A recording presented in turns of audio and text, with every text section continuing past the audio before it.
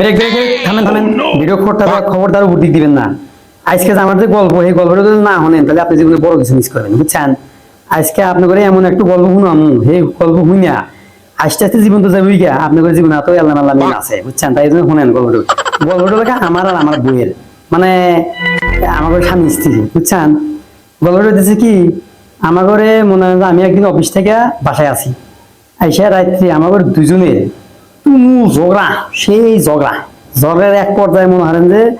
বড় করতেছে, তুই যদি আমাদের যদি আর একটা কথা কস পেটন দে তোর মাথা চান্দি ফেটে দিন, তোর কাম হাঁটছে, তাহলে তো কথা বলবো, তাই তাহলে তো কথা বলবো না, কারণ আগে তো বিশ্বাসী নেই গা, মনে কোনো বিশ্বাসী নেই গা, যে কোনো মুহূর্তে পেটন মাথা ফেটে দিয়ে আলাই, কারণ যে ঘুমাইছেন ঘুমলে ফসকে পেটন যদি মাথা ফেটে যায় কি করবেন? এই চিন্তা আমি অফ করলাম যে ফোন, তুই যদি আমাদের আর একটা কথা কস তোর মাথা পেটন তোর মাথা ফেটে দিন, বুঝছেন? এইভাবে ডায়লগ মেয়েরা দুইজন মনে হয় যে দুই মুখা হয়ে থাকলাম, বুঝলি তো কেবা বিছনার উনি ওই কোনাত আমি এই কোনাত হুইয়া, মনে হয় যে হুইয়া আছি, ঘুম তো কারোর না, উনি তো দেখে যে ফিরতে ফিরে খালি কান দিতেছে, আমি তো এই কুয়াতে চিত্তরে আমি চোখ গুনে আছি কিন্তু ঘুম ধরি না, এইভাবে তো মনে হয় হারাটো রাত কয়ে গেল গা, সকালবেলা ভাত তো নিয়ে খা নাকবো, বান্ধি করে যা নাকবো, না দিলে ভাত পাবো না,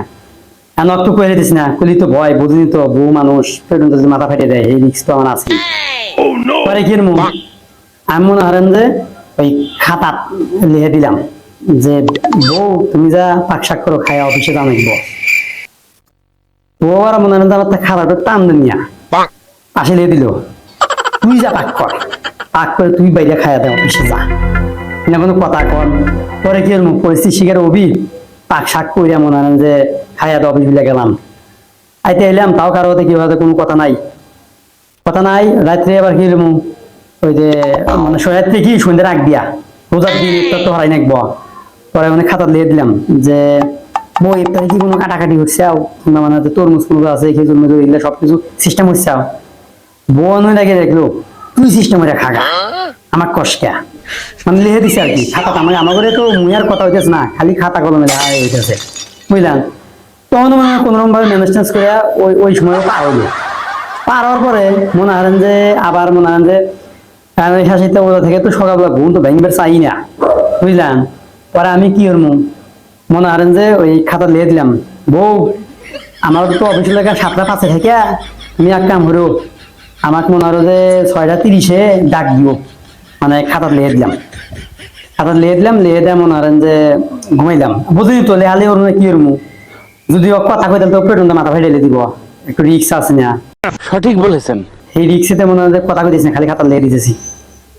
এই লিখে তো মনে হয় নাক দেহা নাই সর্ষের তেল দেবো, ঘুম এসে গেছি, ঘুম আসার পরে কি ঘটনা ঘটছে জানেন? দেখি যে ঘুমটা ঠাস করে যখন দেখি যে 8টা বেজে গেছে, 8টা 5 বেজে গেছে গা, মাপ দূরে কোন যে কাম হাঁটছে বই কইলাম, আরে কি কাম হচ্ছে, বউ আন ফসকে চাই দেখি বউ আর মনে হয় যে ওই খাতার পৃষ্ঠে নিচে লিখে দিছে, জামাই ওঠো 6:30 বাজে, তোমার অফিসের টাইম লেট যাবো, তাড়াতাড়ি উঠে অফিস বুঝে যাও, এটা দেখে আমার কানে করে ধুয়ে দিছে, কোন তো কিরম মেজাজটা থাকে এটা দেখে আমি তো অজ্ঞান বলে গেলাম গা।